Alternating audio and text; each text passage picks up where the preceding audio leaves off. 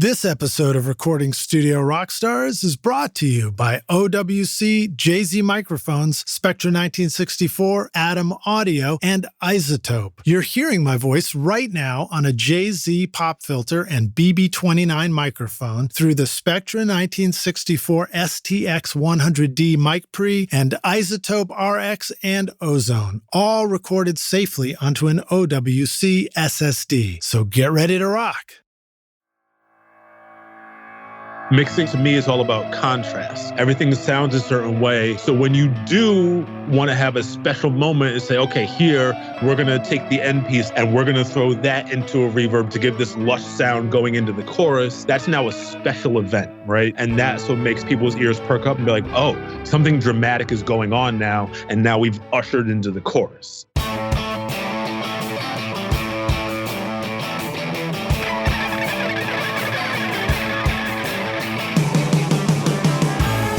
Welcome to Recording Studio Rockstars. I'm Lid Shaw, and this is the podcast created to help you become a rock star of the recording studio.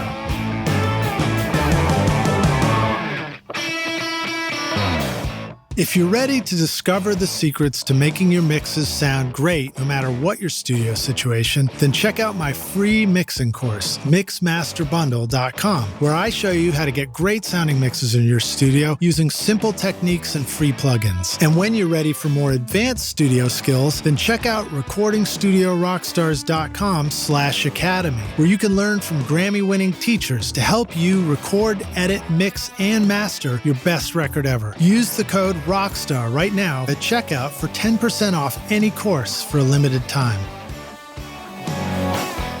No matter where you like to rock in the galaxy, the OWC Envoy Pro Electron lets you record with confidence over USB-C with up to more than a gigabyte per second real-world performance. Transfer tracks in seconds and take your sessions with you wherever you go. Built for reliability, the OWC Envoy Pro Electron is waterproof, dustproof, and crush-proof. Find the new OWC Envoy Pro Electron and all your storage needs at macsales.com/rockstars. Hey Rockstars, it's your host Lid Shaw, and welcome back to Recording Studio Rockstars, bringing you into the studio to learn from recording professionals so that you can make your best record ever and be a rock star of the studio yourself. My guest today is Paul Willie Green Womack, a producer, engineer, and sonic artist. Willie has built a discography boasting names such as Wiz Khalifa, The Alchemist, The Roots, Billy Woods. I don't know how do you pronounce this one? ELUCID. ELUCID. ELUCID. Okay, groovy. I like that. Willie's established himself as one of the top names in independent hip-hop and R&B on the Brooklyn scene, as well as worldwide. Currently residing in Brooklyn, New York, Willie is a member of the AES Board of Governors and is an active educator and lecturer as well. Working from his studio, the Greenhouse Recording Company, he is a leading voice in both music creation and audio education. We got a great playlist of music that Willie has created in the show notes, so make sure you click through there and you can both watch some of the videos that he's done, which we put together on YouTube, and listen to his discography in our Spotify playlist. Thanks so much to Anders over at Atom Audio for making our introduction. Please welcome Paul Willie Green Womack to Recording Studio Rockstars. Willie, are you ready to rock, dude? I'm ready to rock. Let's do it. All right, man. Thanks, dude. Great to have you here on the show, man. As I tend to preface this, usually we record these in advance and they'll come out later. But I think for both of us, we're just starting to see the springtime roll in, and it's sort of beautiful outside. Yeah, that's right. It really, I don't get too deep into like seasonal depression. I know that hits a lot of people harder than it does me. But especially after the last year and change, just being in the house, the world feels like it's opening up and springtime is here, and that's a good feeling. Yeah, you really begin to notice the details of your house after you're locked in it for a year or so, right? Too many details. It's a great place, but the rest of the world is also great. Yeah, well, so tell us a little bit about where you are. You're reaching us from Brooklyn right now, and your studio is the Greenhouse Recording Company. Are you in your studio right this moment? Yes, I am. I'm at the Greenhouse now. So I'm in Brooklyn, a neighborhood called East New York. It's about as far east as you can go in New York City before you're in Long Island. So I'm out here in my cozy little space and ready to do this. Awesome, man. What are you surrounded by? I mean, if you're sitting in your studio, what are you looking at? What are the kind of tools that you use to work? Um, I'm sitting in front of next to my PC. I'm a PC-based engineer. The myth that you need Apple products to make records is false. They're great, but we're lucky to be in a time where technology is so good you can make a great record really with anything. So I'm sitting in front of my PC, in front of my Atom monitors. I got to have my monitoring straight, and plenty of screens and buttons and knobs and all the cool stuff that we like. Awesome. What kind of Atom monitors do you like to use? Because I know what we choose to listen to is so critical in the studio. Yeah, it's a major part of it. I've got a pair of the A7Xs, and then also the S10 sub. I need my low end to be there. So that's my main monitoring rig. And then I've also got a mono Aventone because it's still so important to listen in mono. And have a variety of monitoring options so you know that your mixes are going to translate wherever you go. Awesome. Well, we'll jump into that a little bit more. Before we were rolling, we were kind of joking about the internet and technology and the impatience of waiting for websites to load and what it used to be like. You've been doing this for a minute. You're using a PC today. What was some of the the earliest computers you were using to record with? And, what do you remember about how that was different?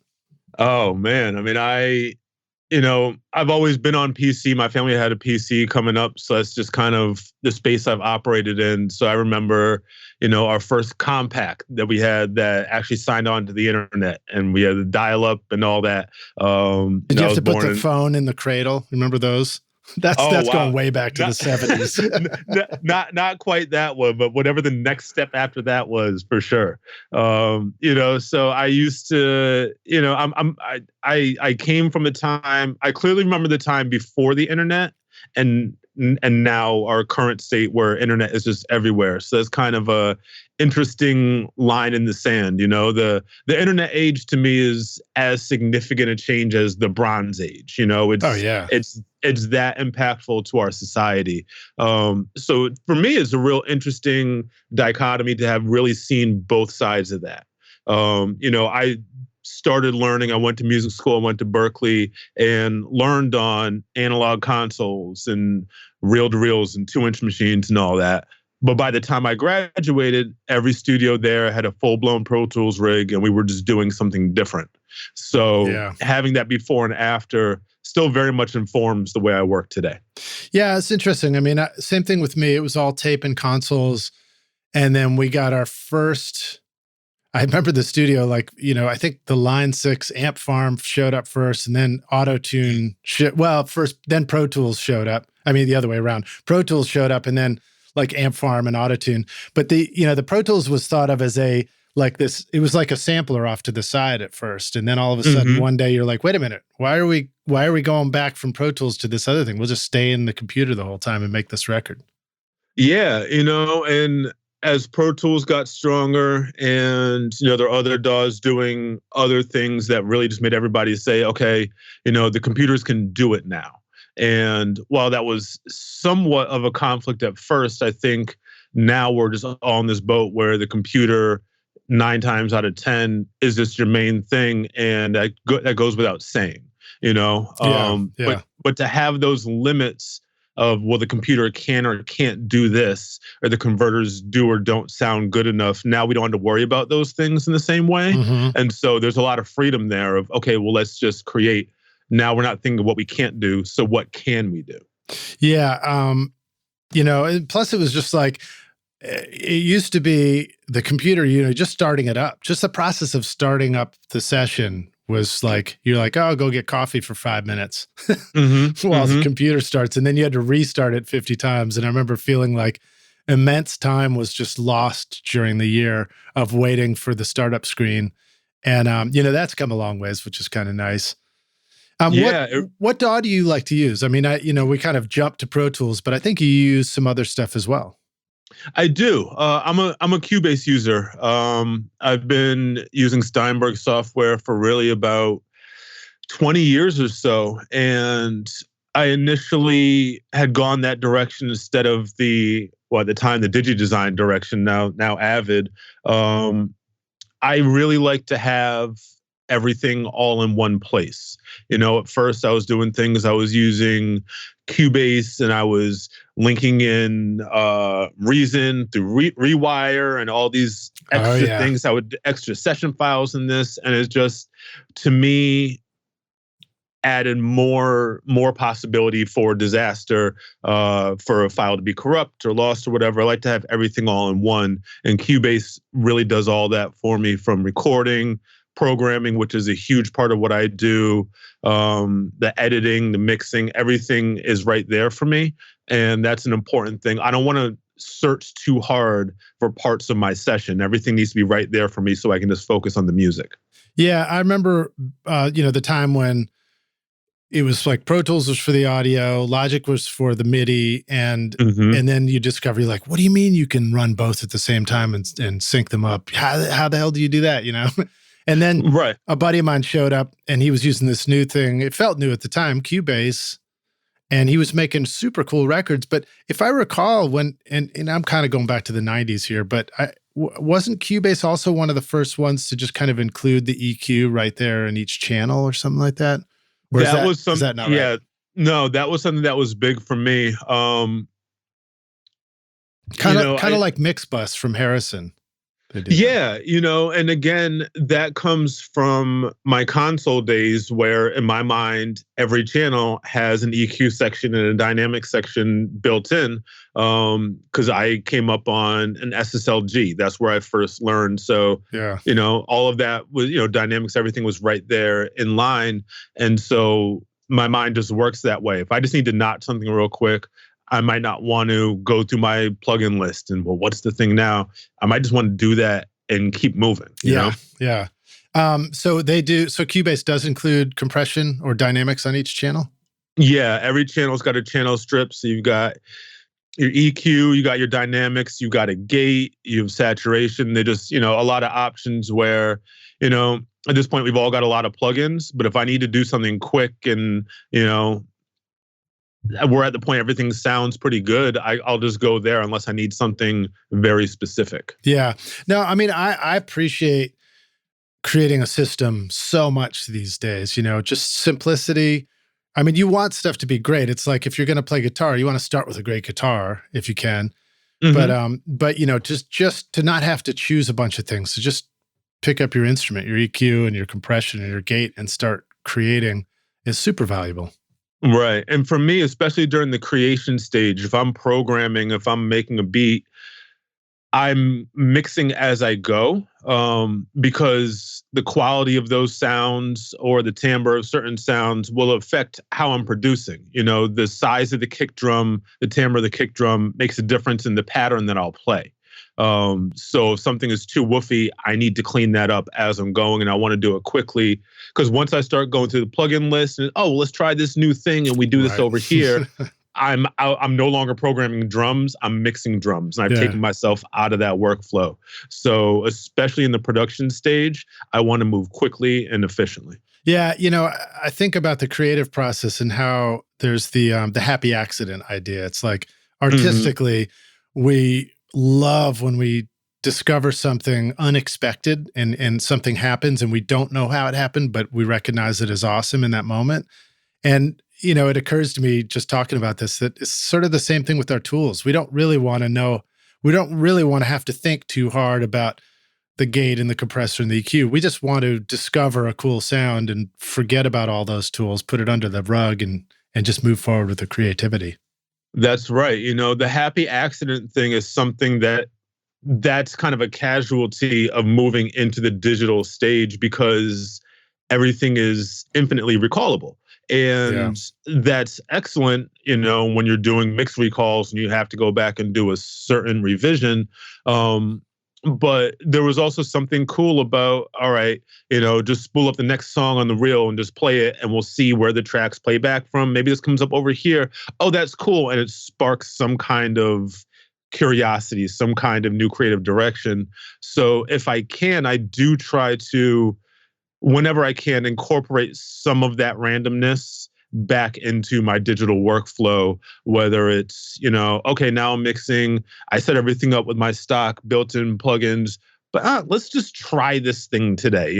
We all have plugins that we bought or downloaded at some point and then kind of forgot about. I do try to go back and investigate some of that stuff. I try to do something, at least one thing different in every mix that I do. Because if I'm just doing everything paint by numbers, then my mixes start to sound like that. Yeah, totally.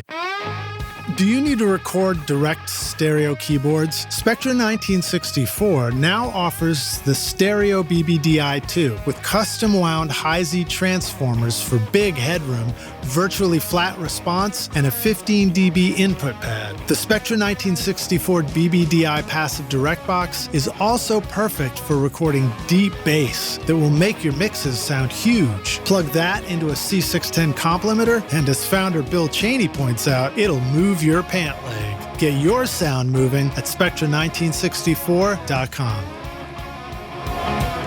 With so many game-changing iZotope plugins to choose from, deciding which one to buy next could be a bit of a challenge. But did you know that now you can have all their plugins through iZotope's new affordable subscription bundle, Music Production Suite Pro, for only $19.99 per month? Get your Rockstar extended 30-day free trial subscription now at iZotope.com/rockstars and use the code ROCK10 to get 10% off any individual plugin purchase. So Brian Eno is known for doing that too. What you just said, I'll break it down a little more, is like with tape in the console days, you'd mix a song and then the next song on the reel of tape would happen after the one you just mixed. And so a cool thing to do was press play on the next song and without changing any of the mix settings on the console and just see what it sounded like. And I feel like on a certain level that got lost in the computer world because, you're opening up a new session and you don't have all the mix settings of the old session, except for when I'm mixing an album, and if I do the first song and then I import the mix template over for the next song, you do get some happy accidents there. And I think it's a good reminder to us to, if we do that, we've got song number 2 and we've imported the template from song number 1. Go ahead and immediately print a version of it, no matter what it sounds like, just so that you get that accidental thing. Absolutely. Hit save as, go ahead and print that, because you may want to come back and you don't know. You'll listen to it tomorrow and be like, oh, wow, I went down a rabbit hole on this guitar for 6 hours. But man, it sounded way cooler with the settings from the other song. Let's go back that way. Yeah. And I mean, reminder rock stars, it's like, not that you hope that is going to somehow represent a perfect mix, but just that one, the way it messed up that one sound in the bridge might end up being a killer sample to grab and like throw back into a song even. Exactly. Right. Exactly. Okay, cool. So let's see. If we're on the topic of plugins, just out of curiosity, do you use any of the iZotope plugins? Is that part of your workflow at all? I use some of the RX plugins. I work with a lot of sample-based music, and so there's often a lot of cleaning to do. So it's a combination of some of the RX stuff, and then I use Steinberg's Spectra Layers, which is similar to the full RX editor for some kind, for graphic type editing. Yeah, and I can't remember if it was iZotope that first did this, but I'm going to jump forward a little bit. There's a great documentary that we included in the YouTube playlist. It's Willie Green, Press Play. And it's this story of you kind of integrating artwork and images into the creative process. And it just reminds me of that kind of, what do they call that? It's like the FFT image of sound, I guess, or the different ways that you can take a graphic and turn it into sound or sound into a graphic. Talk a little bit about that, because you're doing that where you're taking artwork and turning it back into music. And that just sounded super cool. Yeah, I have long been a sample-based producer, but it's, of course, harder and harder to clear samples, so I had moved away from that, but that's my roots. That's really where I come from sonically, and I wanted to do a project and just really kind of push my limits on sampling. I have a belief that anything can be a sample, any length of something. I call it ambient sampling, where, if you take 4 bars and put anything on that 4 bars, as you loop that, certain parts of those elements, whether it could be flies buzzing or it could be crickets, Mhm. they're going to come back within that 4-bar loop at some specific point, and you can find rhythms in there, you can find grooves in there and build off of that. But that's still coming from an audio-based sample source. My wife is she works in antiques, and she works in the auction world, and has really gotten me open to visual art. I've always grown up listening to records, but then didn't feel comfortable in museums. Like, it wasn't my vibe. And I wanted to get over that, because when I look for inspiration now, it's not necessarily from an album, but I look at other forms of art to kind of take their methods and apply it to what I do. So I really wanted to explore visual art. I love landscape paintings. I love classic paintings. So I had the idea. I found this software, Sonic Photo, that would take an image and it would convert it to sound. And there are a lot of parameters that you can adjust to create specific sounds. You can force those sounds to certain chords. And so for Press Play, I paired up with this gallery in Manhattan, the Massey Klein Gallery, and I chose 10 pieces of art from their collection. And each song in the Press Play project is from all of the sounds are sampled from one painting. So the drums, the synths, the bass sounds. My one rule there was it has to come from this one painting. Oh, that's great. So I made 10 compositions based off the paintings, and then we did an installation where the painting would be hung and there would be a pair of headphones right next to it, and you can put on the headphones, look at the painting, and see and listen to my audio interpretation of it. So this real kind of dual, almost synesthesia type of effect, where you're getting a different effect from this visual art. So both sides really highlight each other. I thought that was, a very cool premise of, art is just art. And we just have different mediums in how we receive that, and it can influence in different ways. Yeah. So did that come out as a finished album? I'm not sure if I've got that in the playlist. I want to make sure we put that in there. It is available. I'll send it over to you. It's on my Bandcamp site. I decided that, because it's kind of this art installation deal and everything came from scratch, I decided on that one I didn't want to put it up for streaming. Right. Most of my stuff you'll find on Spotify and wherever, but that one I just felt like this is something special. I don't want to just give it away this time. So that is on my Bandcamp, and then there's a link to a page on the gallery site so you can see the artwork. The installation is no longer up, but you can see the artwork and then still hear what I did. Okay, cool. We'll add that in the show notes too. So that's a super cool idea. I love that. And I like the idea that you create a limit around something with, picking one piece of artwork and letting that generate all the sounds that each song gets built out of.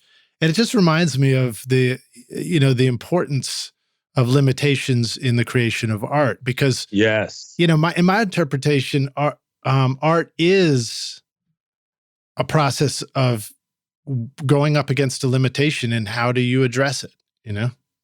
Absolutely. For me, when there are no guidelines, I can wander too far, or the field is too wide, where even if it's something small, on one day, all right, well, I want to do this. I want to make this beat. We're going to make it with only drums. So I'm going to force these drums into some kind of harmonic or melodic form here, along with your standard drum programming.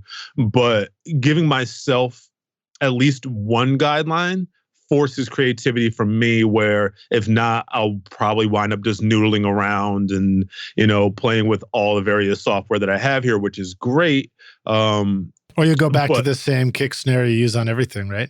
And that's the thing. And, Questlove, I've heard say before, he got to a point with his drums, or it wasn't just about the drums have to sound good because that's a given, but he didn't want the same drum sounds on any two records where you can put any two Roots song on and it's a different drum experience. And that really kind of hit me because that's a big, it's a big proponent of forcing creativity on yourself. Now, have you had a chance to work with Questlove or The Roots? Yeah, a little bit. Unfortunately, I never got a chance to record Quest drums, which, I was born and raised a drummer. I came up playing drums. So that's, of course, he's a big idol for me. He doesn't know what he's missing, man. You're like, dude, I promise I can make your drum sound different. Just give me a shot, man. But I had the opportunity to work with The Roots. Questlove was doing the special event at the Brooklyn Academy of Music. And I believe it was called Electronium. And they had to record some strings for it. They were doing some string records for this big performance. So I got the call to come in and record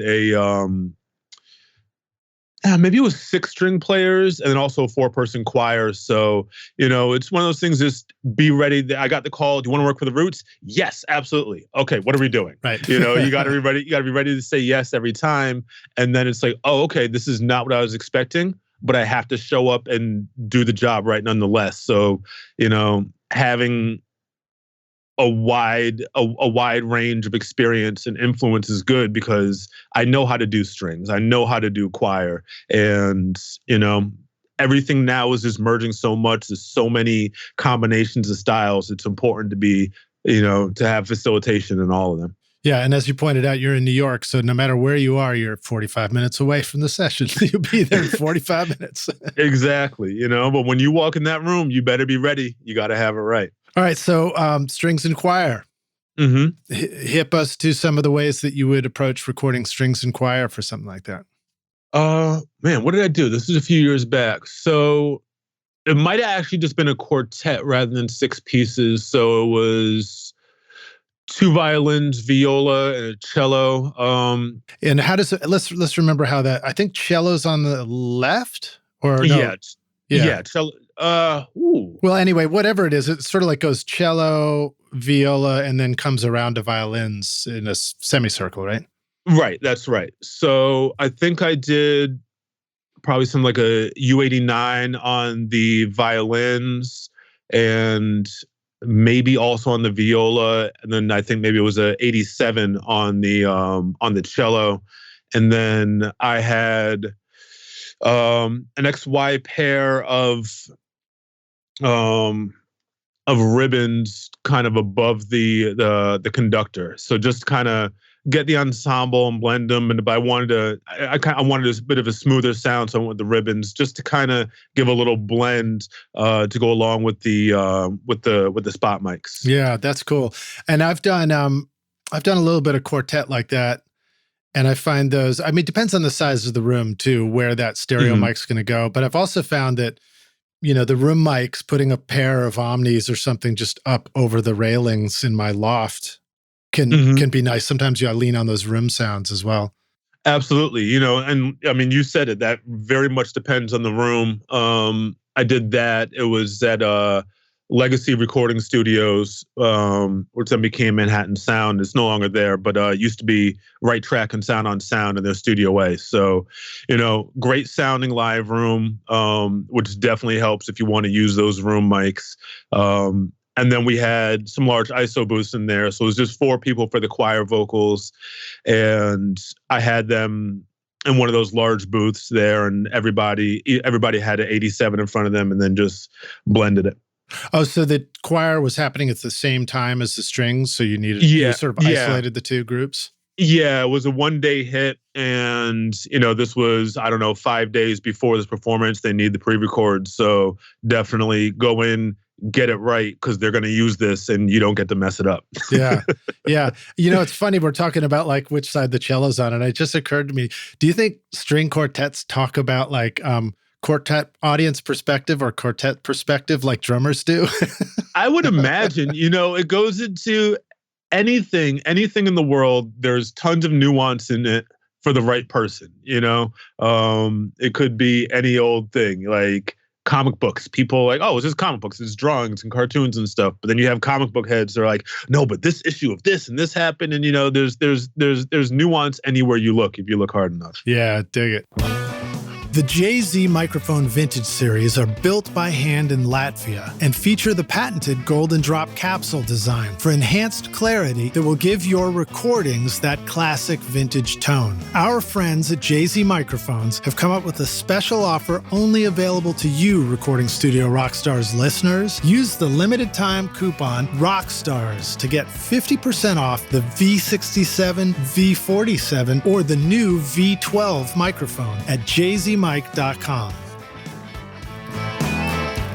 Atom Audio can provide all your monitor needs, whether you are setting up a first-time home studio for recording music or podcasts, or a world-class studio for professional mixing and mastering. Their unique accelerated ribbon tweeter design is famous for creating smooth, detailed imaging that let your speakers disappear into your music, allowing you to focus on the mix. Visit the Atom Audio YouTube channel for lots of cool free interviews, tutorials, masterclasses, and learn how to set up your studio monitor and control room. Just click the link in the show notes of this episode.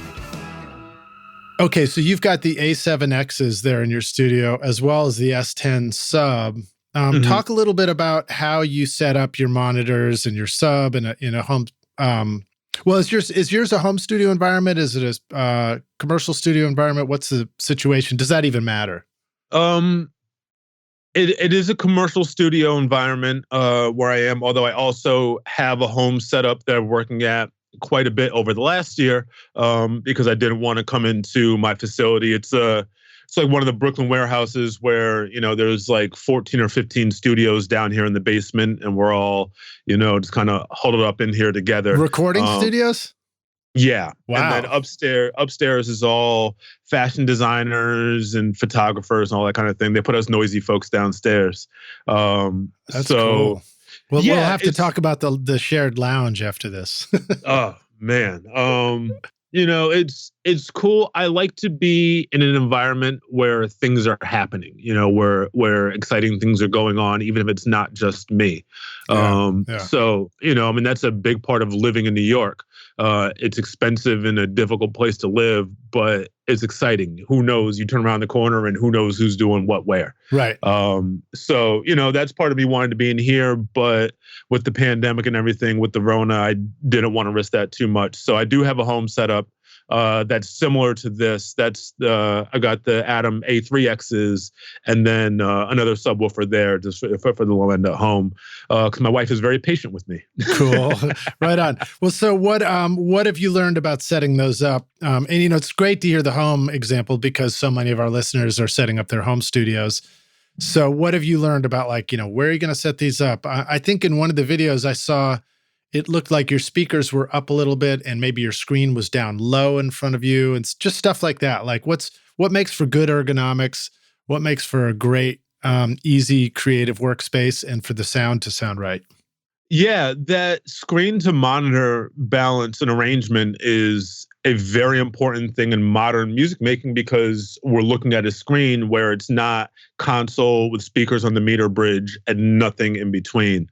So yeah, I've got the speakers up just a little bit and then kind of tilted down at me so the tweeters are still pointed at my ears like they're supposed to. And these are the Atoms. So this is the ART, the accelerated ribbon tweeter design, right? Yeah. Yes, that's right. Yeah, that's right. Sorry to keep harping on this, but since you've got a lot of experience listening to those, feel free to describe, what's different about that sound versus other traditional tweeters and stuff like that, because I think we're all curious. Yeah. For me, it's a real smoothness on the top end. When I went with my Atoms, years ago, I decided I needed to upgrade my monitors and the good folks at Vintage King sent me out a couple different pairs to try. And the other pair that I had in mind at the time was a pair of Focals, and they were very nice.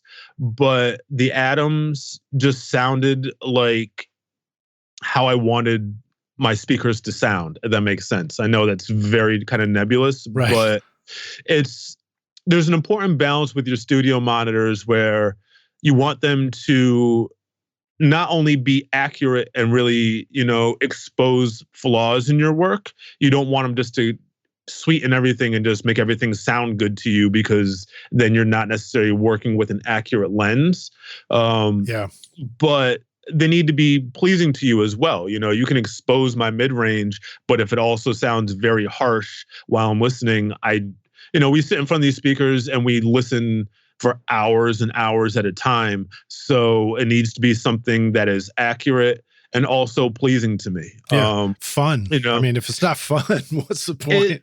That goes a long way. And, I was talking to somebody the other day, slightly related, just about the graphic interfaces, the GUIs on plugins and on DAWs. And it's like, I'm going to sit here and stare at this thing for 8 hours.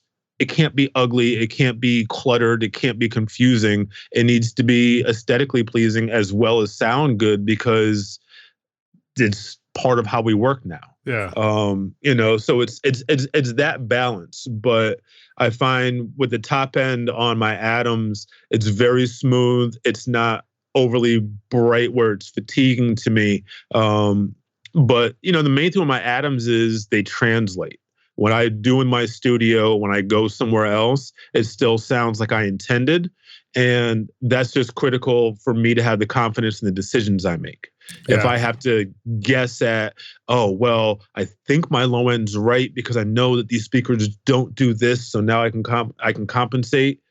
I'm not thinking artistically anymore. I'm already making excuses for what I'm doing. And that's not a confident workflow. Yeah, that's a drag, having to try and compensate and not do something, but pretend that something got done so that it works later somewhere else. Right, because then you're just hoping that it's right. And that's the last way you want to feel when you send a mix to somebody. Okay, here you go. I hope that it's right, as opposed to, I know this is dope. Check this out. Yeah. Okay, cool. So yeah, making sure you enjoy it. You talked about making sure your plugins look good. I mean, for me, the joke would be like, yeah, I bring enough ugly into the studio myself every day. So give me something good to look at, Please. Making sure that your monitors sound great. The sub, talk a little bit about the sub. Like, where do you put the sub?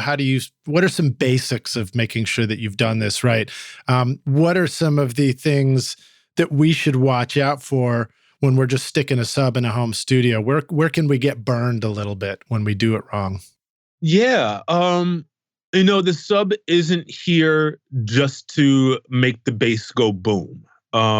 It's a tool to extend my monitoring system's low end. A lot of what I do is very low end dependent. And I like to push down there and not just, more bass, more kick drum, but I'm not afraid to do a lot of like full range effects. I like to do special effects in my records. So maybe it is okay on this one drop here, we're going to throw a bunch of low end into the reverb because I want that rumble cloud. It lets me accurately hear what I'm doing down there, and then also not go overboard. Thing, if you're mixing without a sub, you might be overcompensating in your low end if your speakers, if your near fields are not doing that. So I want to make sure that I'm not overcompensating, but what I'm doing down there is accurate. I also dealing with a lot of samples, especially samples that came from records, that came from vinyl. There's extra low end down there. There's extra rumble down there that you might not recognize on a more bass challenged system, but I need to focus on and clear out. The trick with hip hop is that we're not just looking for just more and more bass. It needs to be clear and accurate bass, because that's what's going to sing out the most. So I need to know that the things I'm doing down there at the bottom, that I'm leaving enough room for the actual low frequencies that I want, and then I'm clearing out the other stuff, that there's no extraneous rumble from the vinyl that I need to, address, because there's only so much room in your bottom. So if that vinyl rumble is down there, there's not room for my bass. You have to create that space. Yeah. Sorry, I'm probably going to laugh at all the potty humor that might be implied in any of these things, because I'm dumb like that. But no, that's cool, man. And it reminds me to ask you too, if you have, pay attention to and have ever felt like you noticed like how low end has changed between, old school hip hop and modern hip hop and the shift in things. Do you pay attention to that? Do you find that that's a thing? Should we be thinking about that? Absolutely. I grew up on a lot of like I grew up a hip hop kid. I was born in '81, so my formative years were listening to these records that are now classics. I'm at that point now. The stuff I grew up on is on the oldies stations, and I'm like, dang, Wu-Tang is oldies. Right. but these records are 30 years old. Enter the Wu-Tang 36 Chambers came out in 92 or 93. So that's almost a 30-year-old record. And kids listening to it now, it's the same way that I listened to my parents' Stevie Wonder records when I was a kid. So when you look at it in that lens, it's like, oh yeah, a lot of things have changed. When those records initially were being made, your early 90s hip hop records, they were made.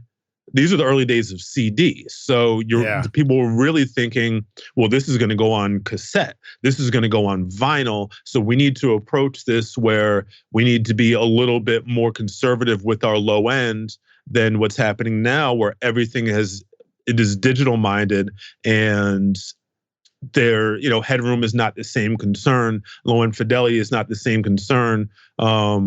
Although now vinyl's made such a comeback, cassette made a comeback a few years ago, and so it's worth keeping in mind. But I work with a lot of reference material. If someone says, "Hey, Green, I want you to mix this record," okay, cool. Do you have any songs that you want to reference? And a lot of my clientele, is still in that mindset of, well, I want to sound like 36 Chambers. Well, okay, cool. But there's certain things that we can do now, certain directions that we can take that just were not physically possible then. So it's translating the essence of what those records were to a time now where low end is much, much more prominent. I remember being in the room, and one of my mentors, Prince Charles Alexander, brilliant engineer, and did a lot of the big records for Bad Boy Records back in the 90s. And he's like, don't even play my hits from back then against new stuff now, because the low end is just so different. It's not going to feel like it bangs in the same way. But it's just a matter of perspective. So keeping those things in mind and translating that to modern sensibilities. Yeah. I feel like the low end was like shifted up an octave or something completely, and it's like if I go put on like an old Biz Marquee CD in the car or something, which I can't even do now because I don't have a CD in the car. but it's like it's a totally different kind of low end from the loop than now. It's all, these 808 subs and stuff. So, right, absolutely. And the 808 was, that drum machine is from that time, from that time. Yeah. But it's used differently now, where, it was higher pitches in the 808, and they were focused on, well, this is a drum machine. Now, the 808 is more often used as a bass line. Bass is coming back a bit in hip hop, but there was a period 5 years ago or so where, I would listen to radio and be like, where is all the bass guitar? Where are my synth basses? And everything was just based in these 808 type bass lines. So same tool, but different use, different focus nowadays. Yeah, which is funny because if you had an actual 808, can you even do that? You have to sample the 808 kicks in at the different pitches to be able to play it back like that, right? Right. So now, and you can sample, or you can just put that thing in a sampler and map it out across your keys, and now you're playing melodies. But this again, and this goes back to the subwoofer and your low end management. It's more important than ever to properly hear your low end, because please, people who are listening, make sure your 808s are in tune. It's not enough that they're just low and rumbly. When they're your bass line, it's now a pitched instrument. So they need to be in tune with the rest of your track, and just watch. When those are in tune, your entire low end is going to gel more. But if you can't hear what's going on way down that bottom, you're not going to be able to accurately do that. I love using iZotope plugins for my music and podcast productions. In fact, you're hearing Ozone and RX on my voice in this podcast episode. And now you can get access to all the iZotope plugins through the new subscription bundle. For only $19.99 per month, Music Production Suite Pro is designed for the serious recording, mixing, and mastering engineer, putting the finishing touches on music, film, and podcasts with fully pro versions of Ozone, RX, Neutron, Nectar, Neoverb, Tonal Balance Control, Visual Mixer, and more, including free plugin updates. And just for you rock stars, get an extended 30-day free trial subscription at iZotope.com/rockstars and use the code ROCK10 to get 10% off any individual plugin purchase. Coupon not valid for subscriptions. The STX-100D from the Spectra 1964 Custom Shop is the big brother to the now famous STX-100, a fully discrete mic pre with dual transformer-isolated Spectra 101 amplifiers. The STX-100D is exactly the same original circuit found in Stax, Ardent, Advision, A&M, and Record Plant recording consoles. The sonic performance is identical. Best of all, it will plug into a single space of your standard 500 lunchbox. And if you want to add the sound of the famous Spectra C610 complementer, then check out the new STX600 modules, combining the STX100 mic pre and C610 into a single 500 module. Now you can get the same incredible sound in your studio that worked for famous producers like Tom Dowd with the STX mic pre's BBDI and complementers. Go to Spectra1964.com or call 801-797-0642. Hey, Rockstars, we're back now for the jam session. My guest today is Paul Willie Green Womack, joining us from Brooklyn, New York. We're going to keep talking about hip-hop and making great sounding records. So, Willie, you ready to jam? Yes, sir. Let's rock. All right, man. Let's rock. We'll rock and jam, and I don't even know what I'm talking about. You just got to have some terminology to use in a podcast. You know what I mean? So you're talking about using 808s and making sure they're in tune. What happens when you're mixing and something comes up and it's not quite in tune? What do you do? If it's something that I initially created, then I immediately just go back and, hopefully I got it right at the beginning. But if not, I need to go back and tune that because my low end it's not going to sit right because the waves are going to be clashing. And, dissonance in higher frequencies is one thing. I really enjoy it. Dissonance in lower frequencies just leaves everything super muddy and just makes it a mess. If it's files that somebody else sent me, I will reach back out to, whoever my contact is and say, hey, there could be some tuning done in the low end. Do you want me to do that? Or is this your intent? It's really important. I have plenty of very strong musical opinions, but if I'm not hired for my musical opinion in that way, then I need to check with somebody. I'm not just going to tune someone's vocals or tune someone's 808s unless I check with them. Because first off, there might be something I might charge for, but second, that might be their vision. And there's a balance of understanding, end of the day, it's the artist's song where their name is in big letters on the front of the artwork and mine is in little letters somewhere on the inside. And they have to live with this piece of art for the rest of their life. When I'm done with it, I go on to my next mix. So it's a balance of capturing what they want to capture. But if you have that communication, it's easier to do that. They may not really hear, oh yeah, that harmony in that second B section is out. Can you handle it? Maybe they just don't have that ear. And so it's for me to provide that service and perspective to my clients if that's what they're looking for. Right on. And one of the great artists that you work with is Lma Flossie, if I'm pronouncing that right. And that some of that stuff that's in the Spotify in our playlist, it's got massive sub bass to it too. But I also noticed that depending on which system I was listening, I noticed it more or less. Like, for example, in my car, it was I don't really have, I mean, I do have a sub, but it's a crappy sub in my car. Whereas I came home and listened to it on my living room system where I have the sub kind of cranked up and it really, really speaks. And it just reminds me to ask a combination of things. One is like, share a story of working with Lma Flossie, and also talk about, more about like the listening system and how that applies. For example, for sub music to sound right, do we want to recognize that somebody may crank up a sub when they're listening? Is that like an important consideration?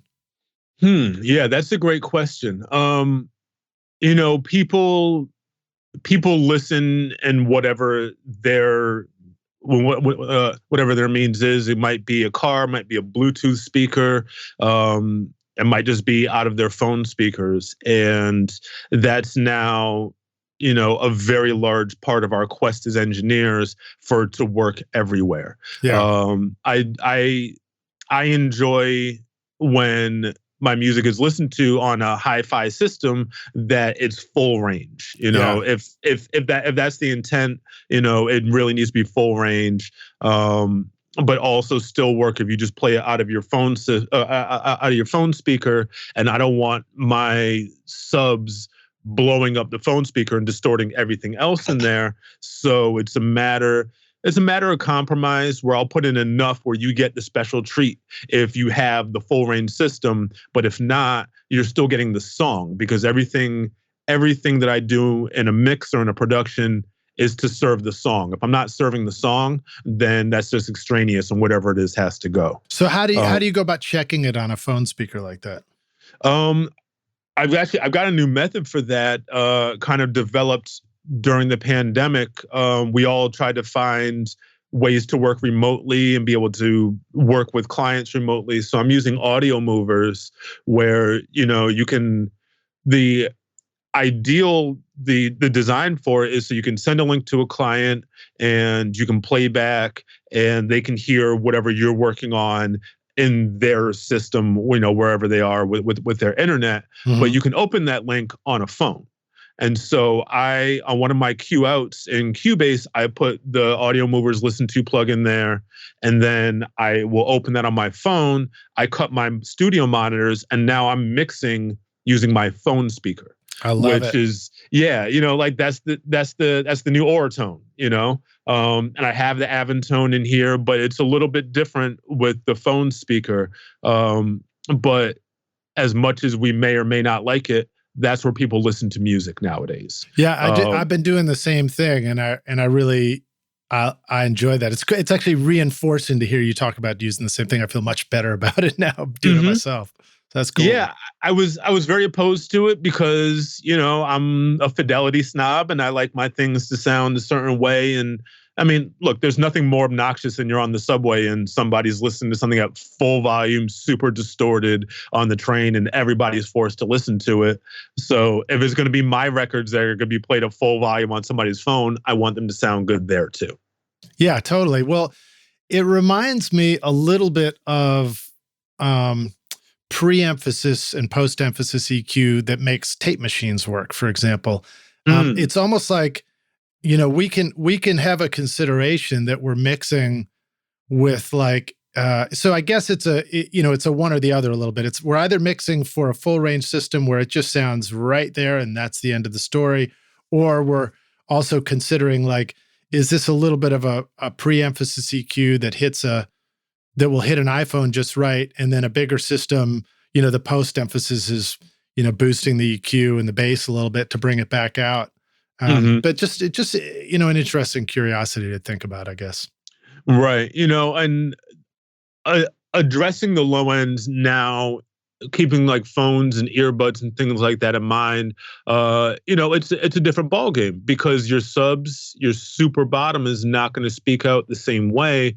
And so I'm using more harmonics and saturation on my low instruments to make sure that they're speaking out in, shall we say, bass challenged listening systems. So those upper harmonics that you have on a sine bass or on an 808 or something will inform the listener, okay, there's something going on in the low end here. Even if they don't hear that fundamental, those harmonics fill in some of that space and fill out your low end, so it'll work on a bass challenged or on a full range system. Yeah, right on. Okay, well, let's circle back and talk a little bit about working with Lma Flossie. Can you share a story about working with that fantastic artist? Yeah, Lma Flossie, that's a project that we did not too long ago. We all kind of lost 2020, so it feels very recent. It's a band. The primary artists there's MC named Liquid. She's from the South, but happens to live here up in Harlem. And then keyboard player named Zavin Embry. And I was such a part of it as producer and engineer that I'm the third member of the band. Not too many bands where the engineer becomes a member, but that's how we do it with Lma Flossie. And it really is, full band album. We went in the studio, and it was one of my first experiences of doing the record where, the control room and live room are the same space. So we set everything up, but I'm tracking in headphones, and then we're listening on playback to know that everything is right. So, I had to have good headphones that are accurate and trustworthy. And also closed back because you're in the room. You don't want bleed out into the room. And also, I need some isolation from the band to hear what I'm doing. So we did bass, drums, keyboards all in the same room, and then guitar amp in another room, and then vocals all live. Most of the vocals on that album were cut live, and maybe 25%, 30% were overdubbed in the studio. That was something I really wanted from a production standpoint, where I wanted that energy. I wanted Liquid feeding back to the energy that she's getting from the musicians in real time. Yeah. Initially we thought, well, these might just be scratch vocals, but the band needs her energy for them to be able to perform and have that energy. So I always do a scratch vocal, if nothing else, just to get the band in that mindset and feel like they're playing the song, not just a track. So you put everybody in the same room and just cut everything. And for me, the most fun on that session was the choir on Faith. More choir. Yeah, more choir. Choir's fun. Choir's fun because, you set it up, and then you just get to really enjoy the talent of 4 people or however many people doing it live together. And on that one, that's the one with the choir and all the foot stomps. So all that's live. We did one take or a couple takes where it was foot stomps, hand claps, and choir all live. And we're all in this room. So trying to utilize the off-axis rejection of the microphones. There was kind of an X shape where the null point was facing the mic across them for as much isolation as possible, but still getting that room. So we had that, and then we did a couple takes just to the foot stomps, and to get that sound, that is the vibration on the floor up through the mic stands and into the microphones. So that's where we got a lot of that low. And then I sampled certain foot stomps and layered them in because it's a choir record, but it's a hip hop choir record. Yeah. So I still need the big beat, but I want it to be natural with these people in the room and just do it that way. It's funny how hard it is to get foot stomps sometimes. You'd think it'd be a no-brainer, and then you think it would be easy. Exactly. Because you walk across the studio, you're hearing the stomps. It's like, well, I want that. Well, that was the idea. It's like, because I'm sitting there thinking, well, how am I going to mic these people's feet?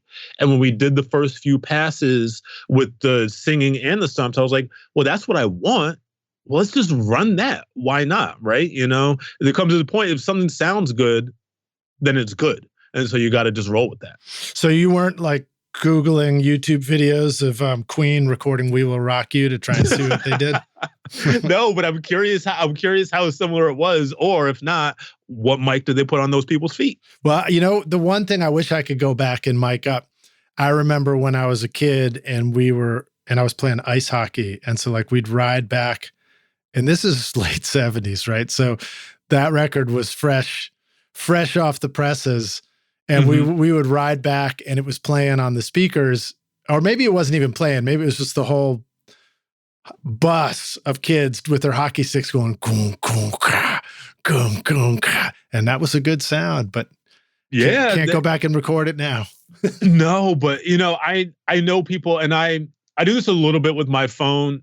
At some point I have the intention of making this record where my wife and I went on vacation and we were in Europe, and just different sounds, church bells or different things you would hear in these kind of medieval European vacation towns or whatever. And I was like, I want to sample the feel of this vacation. So my phone voice recorder has all these clips of the bells in Ghent or wherever we were or whatever, But I know people who just walk around and in their daily lives, they've got a Zoom recorder and anything cool, they capture that. And then that turns into part of their music. There's so much in this world that's not just sample pack from Splice, which is great and super handy. But that just also means that everybody else with a Splice membership can also have that sound if they search the same way that I did. I want a sound where you have to come to me to get it because I'm the one who was able to capture that. Yeah, totally. And in fact, I don't have the link to it right now, but I did an interview with a couple of guys from The Touch of Sound, and it's a website that's dedicated to exactly that. They just travel the world recording. Instead of taking photographs, they take snapshots of the sounds of different places, and then they've got a whole blog going. So very cool stuff. I love that. And then did you find that just using the built-in phone mic is the way to go for that, or did you try and get fancier with your microphone setup? I would like to get fancier. Part of the reason why that project hasn't ever come to light is, I don't mind some grime in my recordings. I often prefer it. If I sample vinyl, I'm probably not doing a lot of noise reduction to take out some of that noise. It's part of it. Do you even clean the record first, or do you leave it kind of dusty? I will clean the record, but I might listen first, and then, because those pops and clicks that are part of vinyl, that might be part of my loop. Maybe there's one that just nicely falls on the and of 3, and it's okay, that's part of it. So I'll drop it in, and then if there's something super egregious, then I'll go back and clean that out. But that might be the one little piece of vibe that we need. And even if somebody else has that same record, theirs isn't going to be dusty in the same way that mine is dusty. So there's still, when we talk about there's nuance in everything, there's nuance in the way that you sample a record. Little did that piece of dust know that it was going to play such an important role in the world one day. But that's a life lesson. We're all specks of dust in the galaxy, but some of us maybe have something cool to contribute, Love it, man. Adam Audio designs monitors with a mission to bring accuracy, transparency, and high definition to your studio, guiding you each step of the way on your journey from starting out in a home studio to installing your ultimate mixing setup in your pro studio. Check out their complete line of speakers and headphones, from the T series to the AX series to their top-of-the-line S series, which all use the unique ART accelerated ribbon tweeter design, famous for creating smooth, detailed imaging that let your speakers disappear into your music. Want to feel awesome to make brilliantly accurate creative decisions in your mixes because you can finally hear your music clearly? Your ears are the greatest instrument you have, and if you can hear the music, then you can mix the music. Visit the Adam Audio YouTube channel for lots of cool free interviews, tutorials, masterclasses, and learn how to set up your studio monitors and control room. Just click the link in the show notes of this episode. Look, every studio needs a good vintage mic for that classic warm sound. Whether you're looking for those airy highs, sweet mid-range, or silky low-end, a good vintage mic can put the magic in your mixes. So it's no wonder vintage mics have been loved and praised by thousands of engineers for decades. The JZ Microphone Vintage series are built by hand in Latvia, using only the best electronic components, and feature the patented Golden Drop capsule design for great detail and richness of tone that will bring that classic vintage vibe to your studio. studio and be a real workhorse for your sessions. This time, our friends at JZ Microphones have come up with a special offer only available to you, rock stars. Use the limited time coupon ROCKSTARS to get 50% off the vintage series mics V67, V47, and the new V12 at jzmic.com. Okay, cool. So I feel like I'm going to jump to the next question, but I don't want to cut you off if we were in the middle of something. No, let's go. All right. So tell us a story about working with Wiz Khalifa. Again, massive subs on that record. And one of the things I noticed is that they don't seem to compete with the vocals. The vocals come through clear as a bell. And I'll even offer a little more. I know in the mixing rap and hip hop masterclass that you did with Adam Audio, you talk about things like using a low cut filter on stuff to carefully sculpt how the low end's being treated on the record. Sure, absolutely. With the Wiz Khalifa project, I didn't mix anything on that album. I recorded Schoolboy Q on the We Dem Boys remix, which was great for me. I'm a big Schoolboy Q fan. And then a lot of the mixing on that album was done by a good buddy of mine, Miles Walker. Cool. And he and I talked about the mixing and what he did. And, it comes back again with that low end.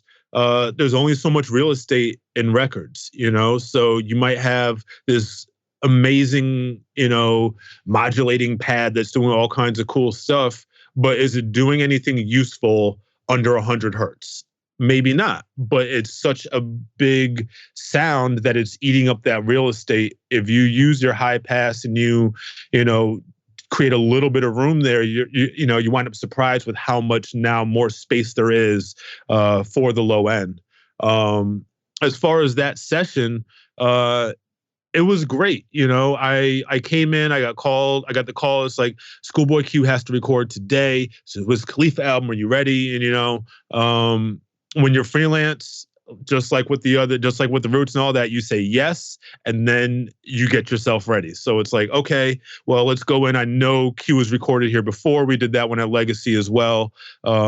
So what I want to do on any session, especially with someone I haven't worked with, is if I can get any information on how they like to record, what they may have used at that studio in the past. So I asked the manager, I was like, do you have a recall sheet from the last time he was here? I want to know what they did. At least I'll start there, because apparently that worked for everybody. Right, totally.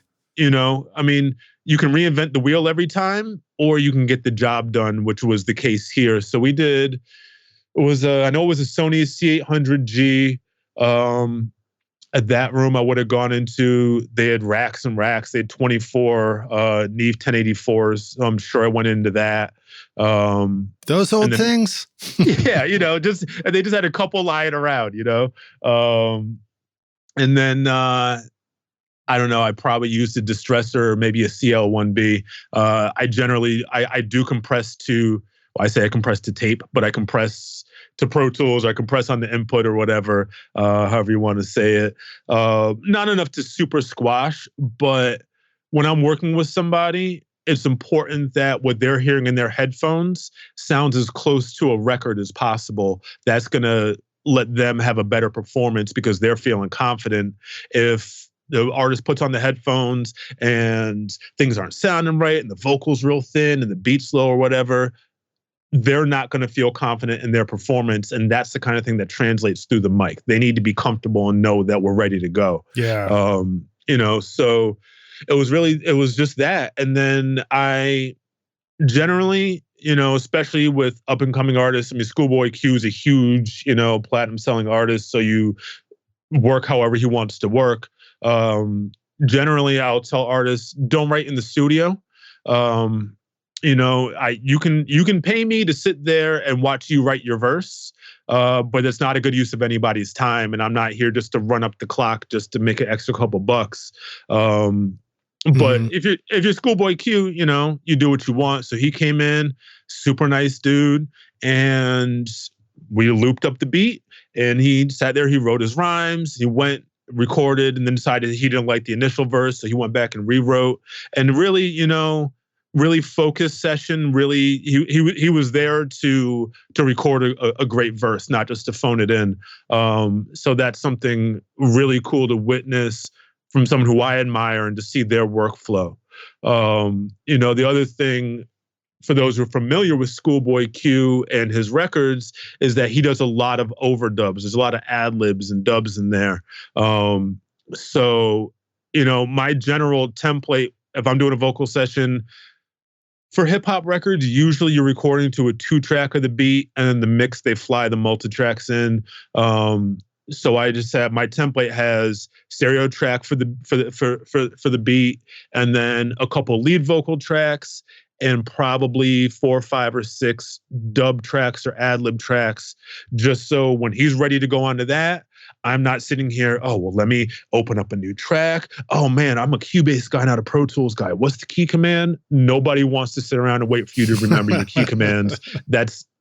We're not the ones who get to slow the session down. Wait, not even my interns want to wait around for me to figure that out? Even then, they're looking at you like, damn, man, you're supposed to know that, So having all that ready is just great. So he's like, okay, that's the verse. Let's do a dub. Okay, bet, I'm ready. Now the artist has confidence in you that you're ready for whatever they want to do. Everything just flows more naturally and more artistically. So just having those things ready. I happen to be a Schoolboy Q fan, like I said, so I anticipated that. But also on the way into the session, I'm listening to his records. I want to know how his vocal is supposed to sound to him, right? So in his albums, they come out, his vocals got to sound right to him. So I need to get that. It's not about me. It's about how does he work and what is right for this artist. So I know, okay, I'm going to need 5 dub tracks because he does a lot. He doesn't double his lead. He doesn't do a full double of his lead like Eminem does. Eminem's vocals is always a full double. So we don't need that, but I need these kind of tracks. And just be familiar with the artist you're working with, and then you'll be prepared for their needs. So mic stand or handheld? Mic stand, unless somebody specifically does ask for that handheld. It's not as common, but there are definitely artists is the handheld a dying breed? I've gotten it much less and less often over the years. I think some of that comes to artists are much more comfortable and savvy with the recording process and recording themselves. Especially over the last year, most artists that I know has some kind of home setup. So they're familiar with setting up a mic and doing that. So the handheld thing is more, in my experience, from people who really came from the live circuit stages and open mics and that kind of thing, where that's their home, where more modern artists now have a laptop and have some kind of home studio setup, and that's where their mindset is. So they're not probably even as comfortable with a handheld as they would be with some kind of mic on a stand. Yeah. I've only done a little bit of handheld recording, and it wasn't rap, it was for rock stuff, and it was a fun adventure for that particular thing. And I have noticed that people will sing when pitch is important. People can sing very differently to a pair of speakers than they can to headphones. Mm-hmm. Same to an instrument. But it's just, I guess, as a reminder, rock stars, it's just great to always remember to keep re-exploring all these kind of things, Right. And it's important to know how to be able to do that, because I don't know is not an acceptable answer when someone says, can we do it like this? For me, I don't ever want to tell a client, I don't know. If anything, it's okay, give me 5 minutes and let me get that set up. And as you kind of buy yourself some time. I'm going to go grab this microphone and mic cable on my walk over there. How am I going to do this? How loud can I have the monitors in the control room? Do I need to flip the phase on one? All of these things, you buy yourself that time by getting to work and thinking quickly on your feet. Does anybody ever request a handheld that's a condenser, or is it almost always a dynamic mic if it's handheld? It's almost always a dynamic. It's not the Sony C800? No, it's generally not that. And I see a lot of Instagram videos with people holding condensers that probably have a shock mount somewhere nearby. Right. And, I also noticed that handling noise is a big problem on those videos, but I'm not here to go into everybody's DMs and tell them how they should be recording. But, I also do have my ways. If someone wanted to come in and hold the condenser. What I have done is given them a handheld and say, hold this up like, you're comfortable something in your mic, but perform into this one that's on the stand here. But you can hold this up kind of just as a placebo to give you that feel, but let's get it on the mic that we've selected for you. Yeah. All right. So vocal effects, reverb or delay? Yes. That's the answer. I love it. All the above. If it's a rap vocal, if it's a lead vocal, a lot of reverb stylistically isn't really appropriate. But that's all with the caveat that learn the rules so you can break them. And if you've got something that is just dying for a long, cloudy reverb, do that. But just understand that you're breaking convention when you do that. So what I do with my lead vocals for rap, I usually use a little bit of slap delay to imply that space, but not to take up my whole mix with this cloud of reverb. Because rap vocals, the cadence on them is typically much faster than sung vocals. So you're hitting the reverb in a different way, and it's going to fill up your space in a different way. So I try to leave that clarity, but we don't exist in anechoic chambers. So a super dry vocal to me just feels weird. It's just hanging disconnected from the rest of the record because nobody's voice sounds like that. Yeah. Have you ever been in an anechoic chamber? I haven't, and I really want to. I've taught people, and it's just like, dude, it's weird. You start hearing the blood rushing in your ears and all this kind of stuff, and it's trippy. I want to experience that, but I have not yet. Yeah, we've got one at Vanderbilt in the medical area. They've got one for testing stuff, and it's very bizarre. It's also scary because you're like walking on a wire, hammock. Mm-hmm. But yeah, it can be really disorienting, and so it's just a good reminder. When we're mixing, it's like unless we want to disorient people, we may need to make things seem like they make sense in the space. Right. And the more things make sense, it gives you opportunity to make disorienting things, right? Mixing to me is all about contrast. So everything sounds a certain way.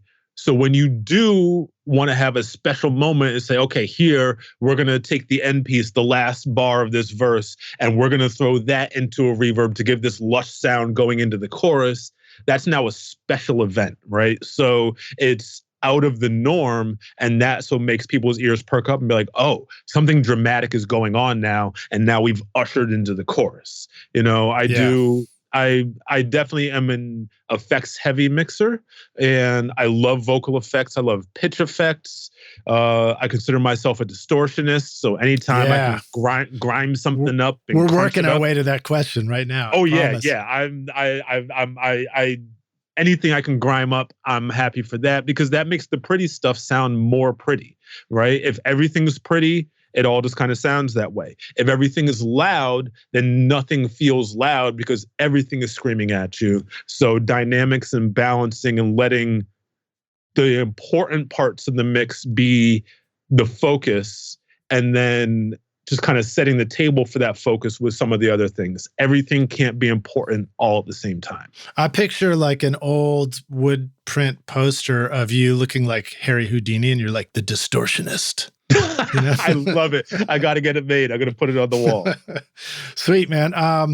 Talk a little bit. Let's get to the distortion, and you can put it in the context of this. Tell us about your mix template. Yeah. So my mix template, I start off, I've got certain things on my mix bus. I've usually got, a compressor on there. I might have a little bit of limiting, not a lot, but just to get a little pop. The last thing on my mix bus is the soft tube tape. Part of maybe just my mindset of, mixing two tape back in the day, but it's just, there's a certain glue there that I just like. And I have my mix bus set up before I start, so I'm mixing into these things. So I'm not doing a mix for 6 hours and then slapping stuff on at the end and throwing all my dynamics and everything out of whack. Right. So, I have my mix bus set, pretty neutrally at the beginning and then sculpting as I go. But I always have certain effects ready to go, certain sends that are already set. I've got, my slap delay, maybe slap delay, a room, an eighth note delay, a quarter note delay, and then some kind of parallel distortion that I may want to send something in, if I like my kick, but I need a little more definition and I want a little more scrunch face to it, a little more frown face to it, I might send it over to that parallel distortion, and then we blend that in just to give me a little bit more of that. On that poster of you as the distortionist, do you have a scrunch face in that poster image? Absolutely. Probably Absolutely. do, right? If I'm looking too happy, that means that the song isn't funky enough. I gotta make the funk face so and so I know that we've reached our proper funk tipping point. There you go. I like it, man. Okay, cool. So parallel distortion. Now, I think this is important. When we start talking about parallel, I think we just need to remind the rock stars some of the things to, again, watch out for. Like, some plugins don't play nice with delay compensation, right? Sometimes you send something over to something and it's screwing with the phase. How do you address and concern yourself with any of those things? Or do you just blow it off? And again, it's like, hey, if it sounds good, it is good. If it doesn't, I'm not going to do that anyway. Well, that's definitely the end result. If it sounds good to me coming out of my speakers, then that's it. Because, the artist may or may not care about my delay compensation, but their listeners don't care at all. Right. All they know is this a good song, and is the beat banging? Can I hear the vocals? They don't care how I got there. But that's not to say that I don't have to pay attention to it. And the caveat with my mix template is, if there's something in there that's not working today, it's out. Because it may have worked super well on the last record, but today is different sounds, and today's a different artist, and it's different. It's a different song. So, if that distortion plugin I had on that parallel distortion isn't working, all right, well, we got to go to something else. Maybe today it's decapitator. Maybe tomorrow it's harmonics from Soft Tube or whatever. I've got, I've collected a wide number of plugins, throughout my time, as many of us have. And they're all different flavors to get to whatever the end result is. You can't get too precious and too caught up in, well, I did this last time and it's not working today, I must suck and my other records must all be wrong. That's something I go through and I've gotten better at lately. It's like, okay, this isn't working today. It doesn't mean that you were wrong yesterday. It just means that today is a different day. Yeah. Well, it's like, who was that? Prince Charles you were working with, where he said, like, don't listen to the records I did a few years ago, or a couple decades ago, a few decades ago, because it just doesn't count anymore. That's just the shift in style and technology and everything. Yeah, and also just from an artistic standpoint, give yourself a break. Like, yesterday's record sounded great. I'm not competing with myself in that way. I'm just figuring out the puzzle for today's record to sound great. And it doesn't have to sound like yesterday, because that's a different song. It's, what are we doing today and how do I make that right today? Yesterday. So there's, plus it's like, there's times where I go, I'm certain that I don't like the sound of the last thing I did.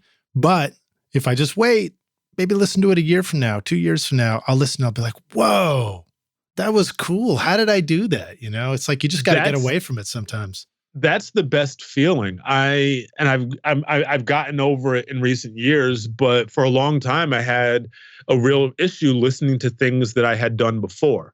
And And it sucks because a lot of my artists, a lot of stuff I work on are people I'm friends with, So these are like my best friends' records. And it's like, yeah, but I hate that snare drum. I just can't bring myself to listen to that. And it's like, but damn, this is your homie's album. You like these songs, These might even be your beats. You should enjoy this. And it's a matter of just letting go. And it's like, yeah, a snare drum and it's always the snare. What is it with us and snares? It's always that, But a snare drum I did 5 years ago shouldn't sound like a snare drum that I might do today because I've had 5 years of snare growth. So, just kind of let that go, give yourself a break on it. And that doesn't sound like a good thing. They might have a barber that can help you with that, actually. Somebody's got to be able to trim that down. You got to control that. Yeah, especially 2020 snare growth.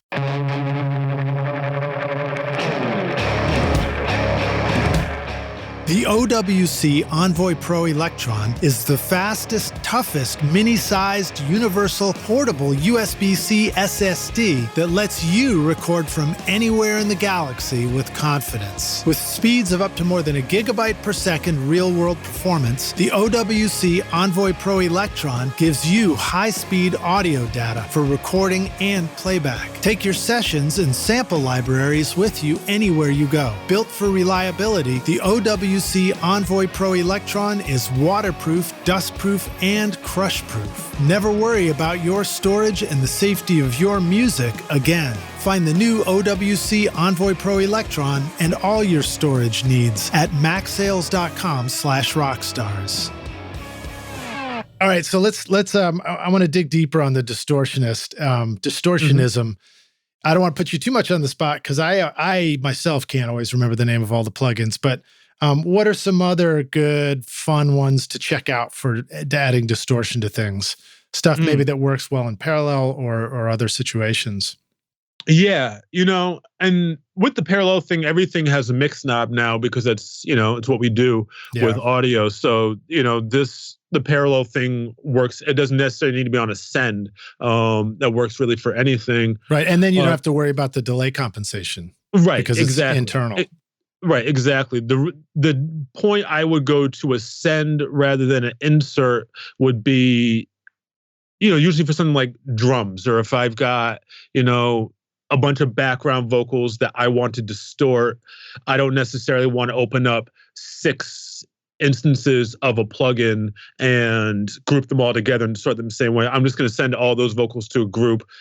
And then put the plugin there, or I might want to have a certain balance within, for drums, for example, I might want to send my kick, snare, and hi-hat all of this parallel distortion, but less of the hi-hat than the other stuff because that's just going to add to some of the frequencies I might not want there, but need in the snare drum. So, inserts versus sends is a part of it. But the initial question, what I generally reach for if I'm looking for distortion, I want to really, smash something, is probably going to be Sound Toys, Decapitator. Yeah.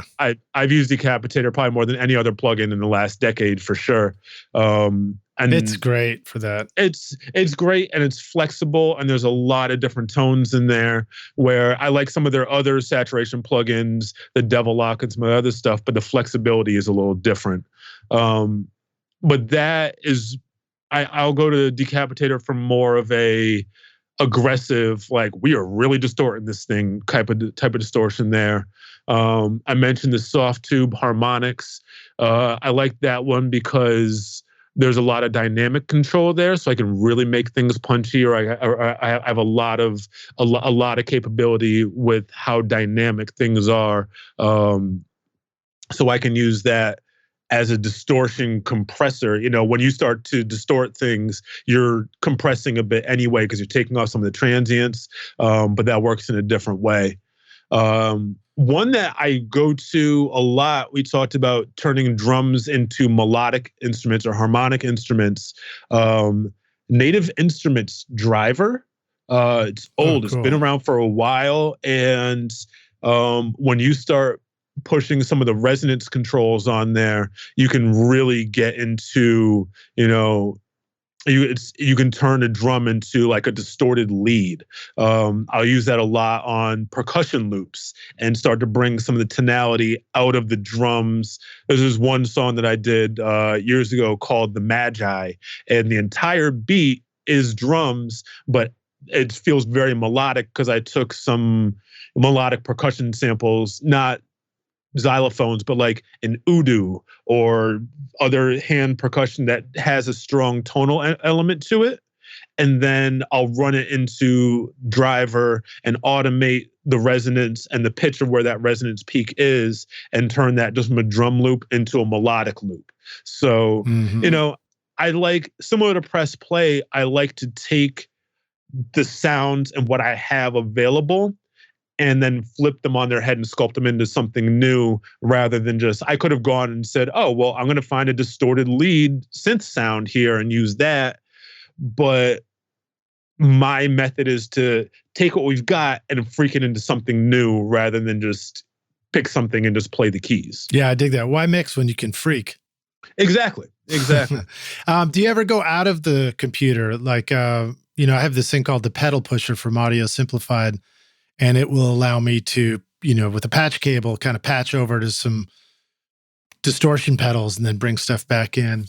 Do you do that? Is it more like, do you have any thoughts on that, for example? Yeah, I've got a hybrid setup here at the greenhouse. I moved more into the box last year because I was home without my racks. But now I'm back here in the studio, and so I got my outboard. It's like, yeah, let's turn some knobs.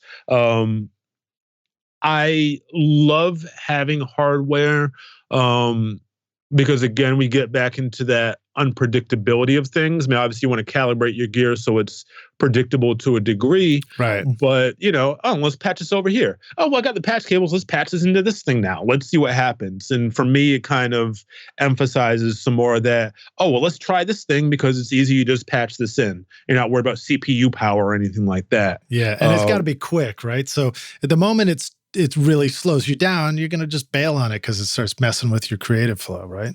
Right, exactly. I'll spend a long time on a mix, but the time spent I want to be spending efficiently. But yeah, I've got a patch bay and a couple racks full of stuff, and more distortion over there. I love the DIY recording equipment stuff. They're color palettes, and for those who don't know, they're 500 series units where you can put 3 different flavors of distortion or effects in there, and they call them colors. So 3 different colors. Oh, cool. In a single 500 module? Yeah. And then you can dial in as much of each one as you want. You can switch each one in and out. And is it genuinely DIY? Like you had to build it yourself? Yes. Yeah. And that, I grew up playing with Legos and loved building stuff. And now it's like, oh, these are Legos that also will give me cool gear at the end and something different, so that really made me gravitate towards them. And it's just great sounding stuff and also so flexible. If I don't like the 3 colors that are in there today, pop it out. I've got a drawer full of other different color circuits. They've got, I don't know, maybe 20s or so different flavors on their site, and just pop something else in. It's like, okay, I want a Porta Studio type of distortion today. Okay, I can throw that one in. I want a tape emulation. I want, a transformer circuit, and I can kind of pick and choose and then bring as much in as I want and dial it in. So, I'll track through them, I'll mix through them, and just another way to get a different vibe and have so many different distortions available. And some are very subtle and some are very, very aggressive, and just whatever I need at the moment. That's super cool. I'm looking at it right now. So it looks like it's a 500 module, and then it just sort of has cards in it that you can just pop another card onto the color circuit. Yeah, exactly. And they're super easy to switch out. You just pull out of your rack, pop one out, pop something else in. That's fun. Yeah, it's a lot of fun. And I mean, The DIY part, it is super rewarding to sit there and spend a couple hours with your soldering iron, and then you've got something cool that you can use on your records, but that is very distinctly you because you put the thing together. And then through the various combinations of different saturation, you're really getting something unique that somebody else isn't going to have because they called up the same preset on Decapitator as you did. Yeah. I'm going to throw out one that you didn't mention. SansAmp is super cool, but sometimes it can be a pain for the parallel thing because it does seem to phase things out. But there's another one from Nimbrini Audio called the PSA 1000 that's their version of a SansAmp. And I think Chad Blake, he posted it on social media and I saw it and I was like, oh, I'll check that out. And I think it seems to do a better job of doing parallel. Oh, very interesting. Like maybe it has a mix knob built in. I think that's what it was.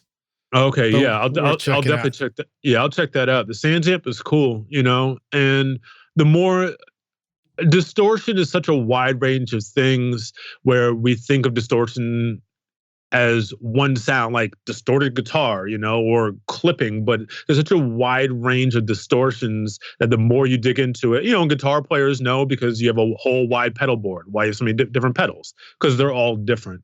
So just having that wide palette for me is just very inspiring because it's, what sound can we get today? Let's do something new. Yeah, I like that, man. Tell us a little bit about the project you did, An Astronaut's Dream. I guess, was that a collab between you and Past Tense? Am I interpreting that right? Yes. Yeah. Past Tense is an old friend of mine. We've been making records for a long time. He was the one who actually, way back in like 2004, was like, oh man, you should do a mixtape. You should just do all your beats and get a bunch of different rappers and put it together. And, I've done a few iterations of that kind of thing over the years. But he was one of my first artists when I opened a studio and started producing for people. He was my first ones, and we still make records today. That's my cool. homie. That's cool. So yeah, he wanted to do something new. It was like, I want to do a record with you, and let's try to find some various sounds. And I mean, he's great because he's the kind of artist who's like, Willie, whatever you want to do. I know you'll have my vocals right. These are your beats, so I'll come in, we'll record, and then just get busy and send me what you come up with. And that kind of freedom is important. The more and more that artists and producers have their own facility with working in DAWs and programming and producing at home, I get a lot more that comes in that is very specifically, okay, and we want this, we want to sound like this, and here's a laundry list of the things that we already did. But starting a project from scratch with somebody and then just having the confidence in you to say, no, you got it. Do your thing. I'm ready to hear what you come up with is very, very exciting for me. Yeah, that's fun. I like working with people where you can be prepared and then just hand it off and just trust that if everybody's head's in the game, they're going to come up with something cool and different and unique. Right, exactly. And that's where my whole concept of everything is about the song is so important, because if we're all just working to do something great for the song, then we're all moving in the same direction. It's when you get in the mindset of, oh, well, I got to make sure I have my Willie Green drum sound on here. Well, maybe the song doesn't want that. So now you're compromising the vision. So as long as everyone is in that open-ended or the open mindset of, we're just going to do something dope for the song here, then you're going to come out on top for sure. Yo, dude, is that the new Willie Green snare? Like, that's like the last thing that I want, because then that just says to everybody, okay, you're predictable because everybody knows your snare. That's the thing that you do. Snare. I don't want to be predictable. I hate that. Yeah, it sounds like it's like the theme song for Cheers. Everybody knows your snare. Do you know Captain Beefheart, the artist? I'm familiar, but my classic rock knowledge is not as strong as other things. Worth checking out, man. You dig his grooves and his band stuff. It's way out there. But he did a lot of stuff with Frank Zappa. But one of his great lyrics that I always loved was "The past sure is tense," which is great. So anyway, thinking about who you worked with. Well, cool, man. Well, let's jump into some of our outro questions, and we'll kind of hit the end here. When you started out in holding, excuse me, let's say that again. When you started out in recording, what was holding you back? Confidence, I think mostly, once when you're starting out, you have to learn the rules and know how things are supposed to go. And once you know the rules, then you have the freedom to break them, right? That's what rules are for. They're made to be broken, but if you're just breaking the rules without fully understanding them, then it's just chaos. In art, they're made to be broken. Right? Yes, yes. In driving, please use your blinker. Please, be careful when you turn right on red, all these things. But in art, definitely, that's what they're there for, and that's what makes me an artist differently from you're an artist. And we could be working on the same thing, but we're going to do it in different ways, and that's fantastic. But you need to have the confidence to go out on a limb in order to create something new. So getting that confidence in, okay, I know what I'm doing. I know that this is different, but I'm not worried about everybody saying that I'm wrong. They're just going to feel it because I'm coming from the right perspective. It's as opposed to just a perspective of ignorance. So that, I think, is the biggest thing. And also just getting out of comparing myself to others. That's the most limiting thing, because that also is going to limit your creativity, because you can sit there and be like, well, Just Blaze didn't do that. There must be a reason. Well, Just Blaze is a genius, but maybe he just didn't have a day where he thought about this. So it's your turn to do some genius and go ahead and do it. So just getting out of your own way to create is very important. Very cool. So I didn't ask you this earlier, but sometimes I like to ask guests to share an inspirational quote on the podcast. Or, is there anybody that inspired you, or anybody that sort of gave you the best advice along the way? I've gotten lots of good advice and also lots of terrible advice. So what was some of the terrible advice you remember? The one you get, it might just be internalized, or it might just, be what everybody says. But the idea of make it radio ready is right. Radio ready is my least favorite phrase in all of music, because what even is that? And if I'm chasing radio ready, that means I'm chasing somebody else's sound. Right. I'm trying to do a pre-described thing rather than just trying to make a piece of artwork. So yeah, make it radio ready is definitely the worst advice I've gotten.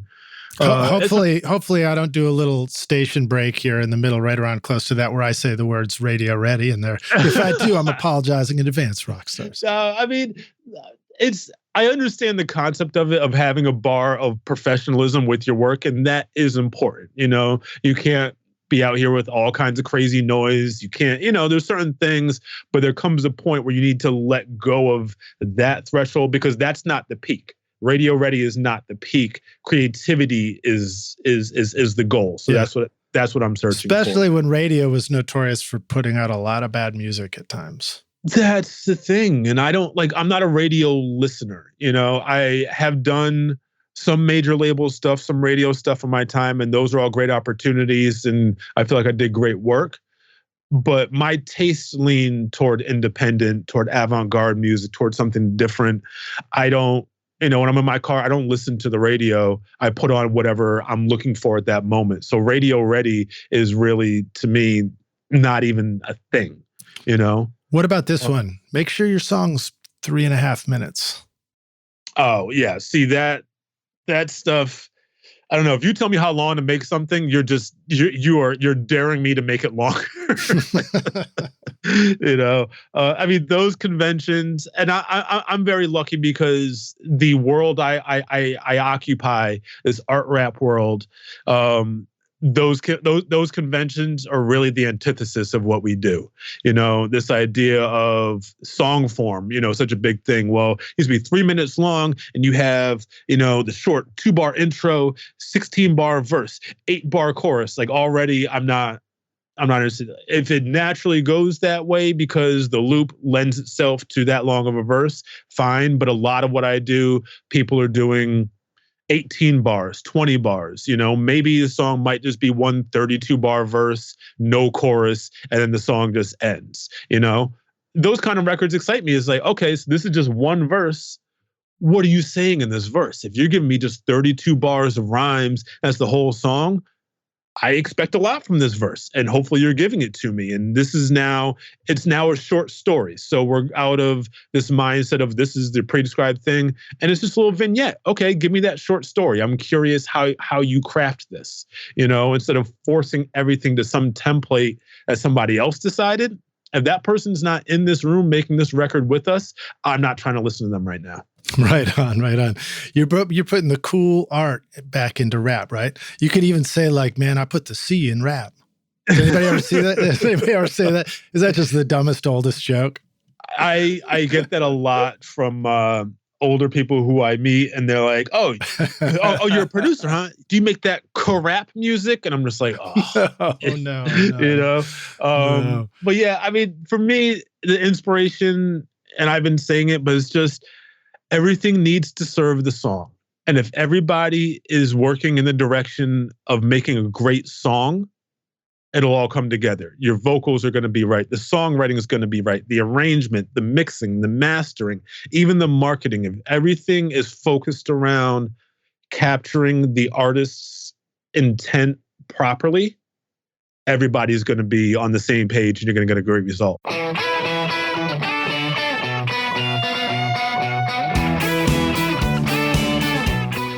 Do you want to record killer drums in your home studio? Rockstars of Drums will show you how to record, edit, and mix pro-sounding drums with examples from a Nashville session drummer in a Grammy-winning studio. Do you want to know how to master your own music at home? Rockstars of Mastering will show you how with plugins in your DAW so that your music will sound awesome when you finish your mixes. And if you're looking for a step-by-step solution for a pro-sounding mix that won't take years to learn, the Ultimate Mixing Masterclass with Craig Alvin will show you a proven method for creating Grammy-winning quality mixes that you can apply in your home studio right now. Or if you just need to learn the fundamentals of creating a great sounding mix, then register for my free course Mix Master Bundle to get great mixes using simple free plugins. And get started now making your best record ever at recordingstudiorockstars.com/academy. Use the code ROCKSTAR at checkout to get 10% off any course for a limited time.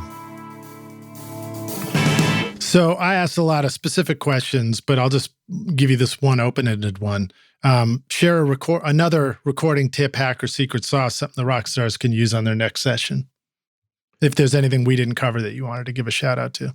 The one I've been on a lot lately, I stole from Bruce Swedian, who absolute legend, rest in peace, steal everything that he did because he was brilliant. Record your auxiliary percussion in stereo. I read the Recording Michael Jackson book that he had done, and that was one of the things he wrote in there. He's like, look, you record a tambourine mono, then you're throwing it into reverb, trying to create all this space. Record it in stereo in a good room, and then you've got space, and you can collapse that to mono, or you can make it smaller if you need, but then you're not trying to come up with tricks to make it wider. You already have that width. You already have that space for it to fit into your mix. That's cool. That's cool. I hadn't heard him put it that way, but I'd heard the record in stereo idea, but now it's cool to hear it explained. Yeah, it's a cool thing. A big part of my production sound is percussion loops. It just comes from me being a drummer and playing a lot of hand percussion, whatever, growing up. So that's a big part of grooves to me. And it having its own space, and I like to use the whole stereo field. I'm not just left, center, right. Everything's not just hard panned. There's a long way between left and center, or between right and center. I want to use all that space. So give me that space and let me fit everything into it. So that goes a long way with percussion. Well, the cool thing about that is if you're doing a drum session, if your spaced overheads have a good stereo image, it gives you that permission to just go like, we'll just use the two overheads as a stereo pair to immediately layer in percussion and not have to sweat it. Because a lot of times I find myself wanting to set up a Cole's ribbon or something because I like the tone of it. But then, just like you said, it puts it into this new thing of like, oh, well, now I got this mono tambourine straight up the center. Where's it supposed to live? Right, exactly. I did that same trick with the overheads literally last week. I was cutting some drums for a remix I'm working on. And it's like, well, let's use some tambourine.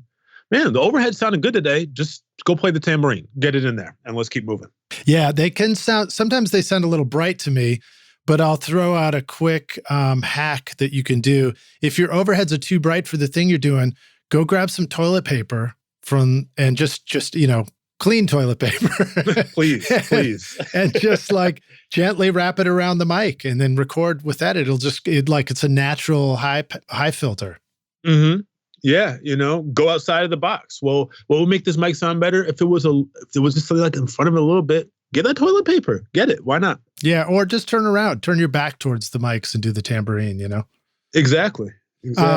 So we talked a lot about software stuff. How about a favorite hardware tool, something you like to have in the studio for sessions?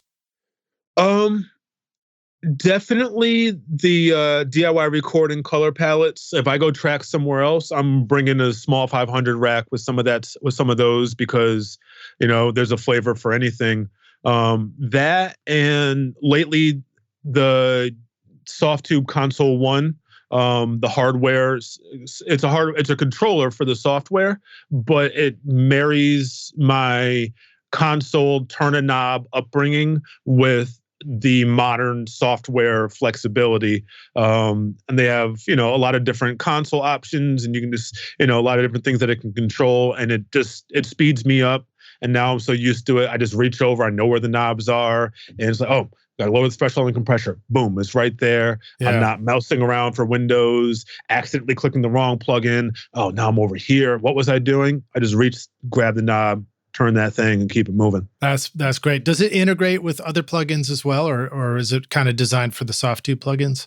It's mostly for the Softube plugins, but it does integrate also with UAD plugins. So okay, if you're a Universal Audio user, you can do the same thing there. All right. How about a resource or a tip for the business side of this? If people want to do this for more than just a hobby, obviously you've managed to stay in the game and keep making records professionally. What advice do you want to share with the rock stars? The biggest thing on the business end is DIY doesn't mean do everything all your damn lonesome all by yourself. That'd be a much longer acronym. It's a way longer acronym. Is not nearly as smooth. But, I have come to understand my strengths. I know I'm a good producer. I'm a good mixer. Emailing with clients and certain things like that, I'd rather be mixing, and I'm more effective there.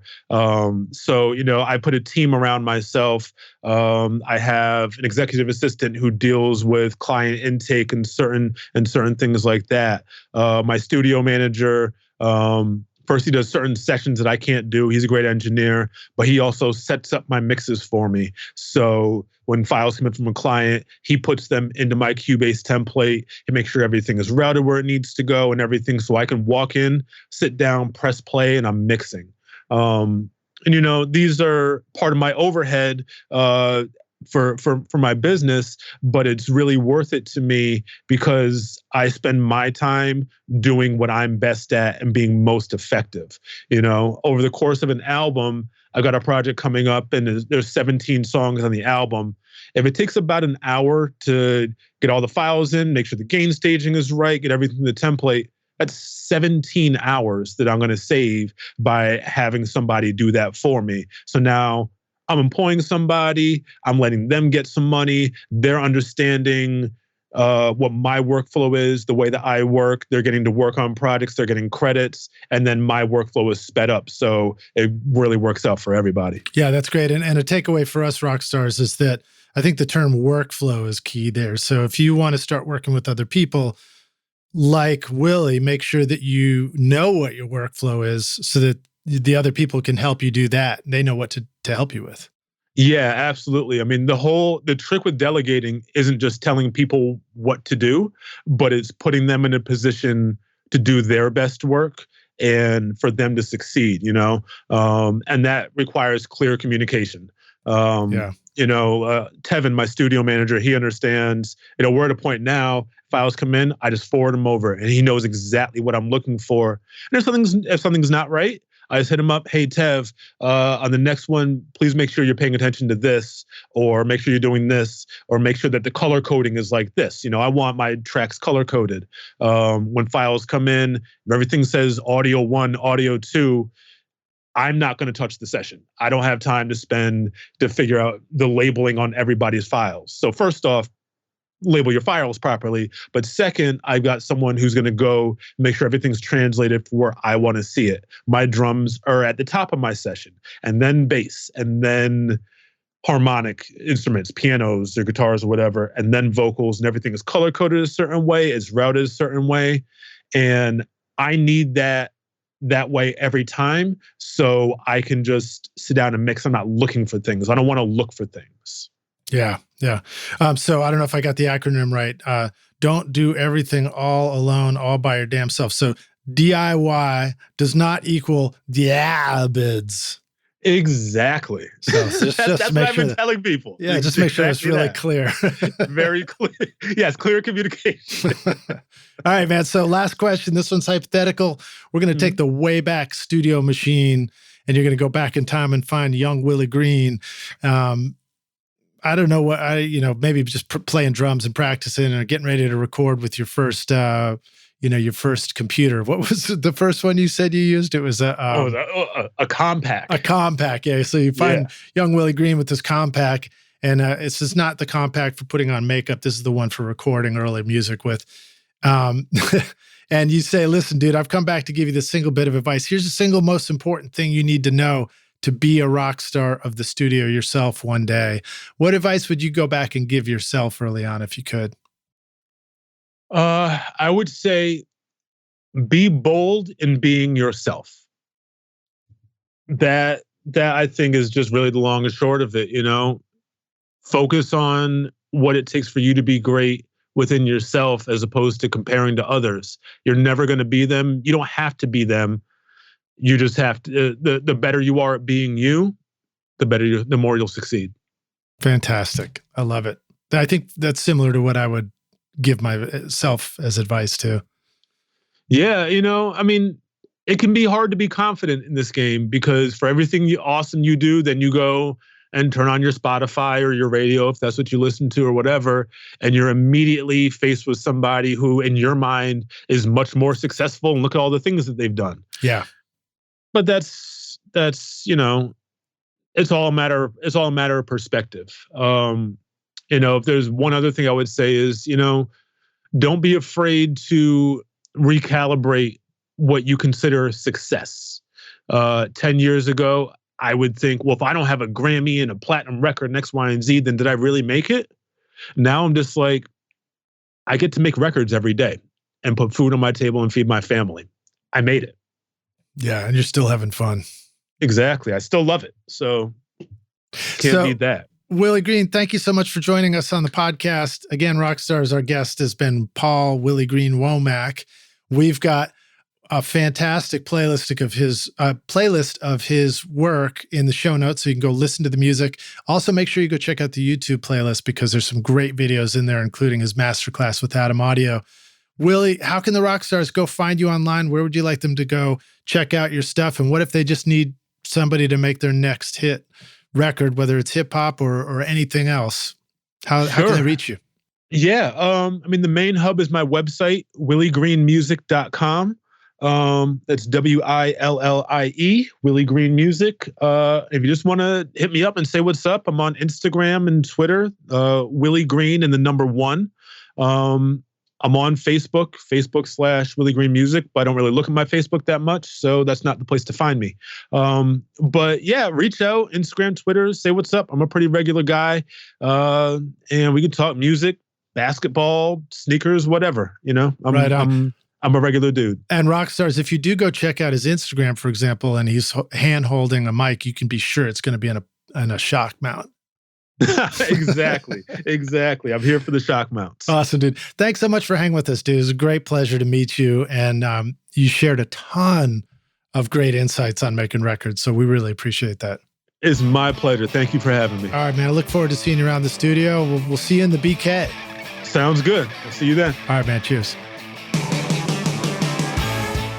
Thanks so much for listening to Recording Studio Rockstars. If you enjoyed the show and want to help make it better, then please share this episode with your friends on social media and leave a rating and review on iTunes to help the podcast reach more rock stars like yourself. You can click directly over to iTunes or go to rsrockstars.com/review for an easy explanation. And remember to hit the subscribe button to keep up with weekly episodes. And if you're ready to make your best record ever now, then head over to Recording Studio Rockstars Academy, where you can start with my free course at mixmasterbundle.com. And if you want more free content from Recording Studio Rockstars, all you have to do is go to rsrockstars.com/email. Again, that's rsrockstars.com/email to enter your name and email, and I'll keep you in the loop with articles, videos, podcast updates, and even free gear giveaways for your studio. Just look for the link in the show notes below. Thanks so much for listening, and thanks for being a rock star. I'm Lid Shaw, and this is Recording Studio Rockstars. Now, go make great music.